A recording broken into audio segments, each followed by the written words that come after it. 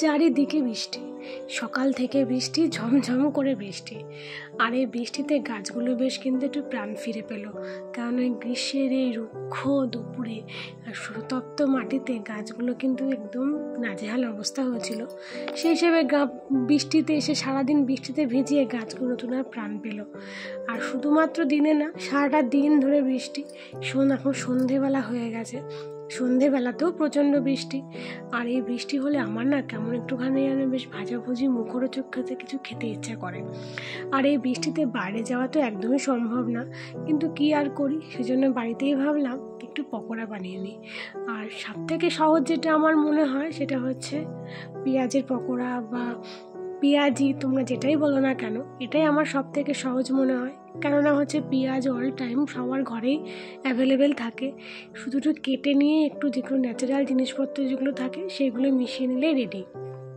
আমিও তাই পেঁয়াজের সাথে বেসন মিশিয়েছি, কাঁচা লঙ্কা মিশিয়েছি, আর হ্যাঁ অবশ্যই একটুখানি চালের গুঁড়ো দিয়েছি। চালের গুঁড়ো আমাদের ছিল ঘরে, তাই আমি দিয়ে দিয়েছি। আর যেটা করেছি সেটা হচ্ছে একটা ডিম ফেটিয়ে দিয়েছি। আমি এখানে কিন্তু কোনো জল ব্যবহার করব না।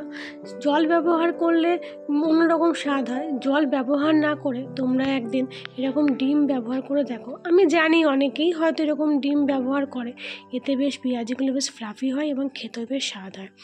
আর আমার সব কিছু আমি মেখে নিয়েছি। আর এই বাইন্ডিংটা দেখে বুঝতেই পারছো যে খুব সুন্দর একটা বাইন্ডিংটা হয়েছে, যেখানে কোনো জল ইউজ না করেও কিন্তু এত সুন্দর একটা বাইন্ডিং করা যায় বা দেওয়া যায় পেঁয়াজিতে। আর এটা খেতে কিন্তু বেশ ভালো হয়। তো চলো, পেঁয়াজি তো আমার মোটামুটি সব রেডি হয়ে গেছে, ভাজতেও শুরু করে দিয়েছি। আর এবার একে একে আমি পেঁয়াজিগুলো ভেজেও নিই। My heart is where you are. I still think of you. I want you coming back.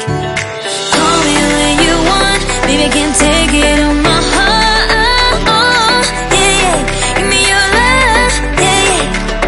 Call me when you want. Baby, I can't take it on my heart. Yeah, yeah. Give me your love. Yeah, yeah, yeah.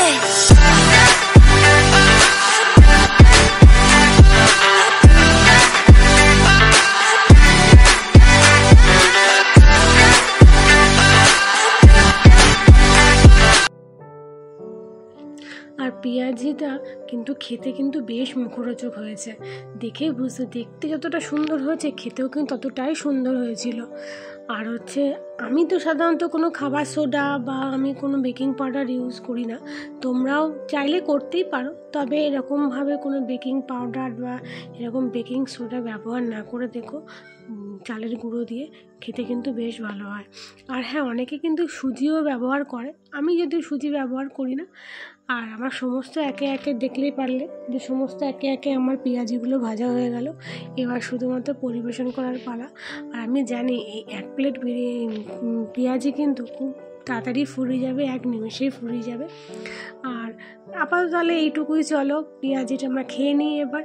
আর তোমরা এরকম বৃষ্টির দিনে এরকম ভাজা খেতে কে কে ভালোবাসো আমাকে অবশ্যই কমেন্ট করিয়ে জানিও। আর শুধুমাত্র পেঁয়াজি নয়, কোন কোন রকম স্ন্যাক্স তোমরা পছন্দ করো সেটাও অবশ্যই জানিও। আর আমার এই ছোট্ট ব্লগটা তোমাদের কেমন লাগলো সেটা কিন্তু জানাতে ভুলো না। আর যদি তোমার এই ছোট্ট ব্লগটা বা আমার এরকম ভিডিওটা তোমাদের ভালো লেগে থাকে, তাহলে কিন্তু অবশ্যই একটা লাইক করে দিও। আর যারা এখনও সাবস্ক্রাইব করোনি তারা কিন্তু সাবস্ক্রাইব করে দিও। তো চলো খেয়ে নিই। বৃষ্টির দিনে বাইরে ঝমঝম বৃষ্টি আর এরকম পেঁয়াজি, দারুণ। তো চলো, টাটা, গুড নাইট আজকের মতো। দেখা হবে নেক্সট কোনো একটা ভিডিওতে তোমাদের সাথে। ততক্ষণ সবাই ভালো থেকো এবং সুস্থ থেকো।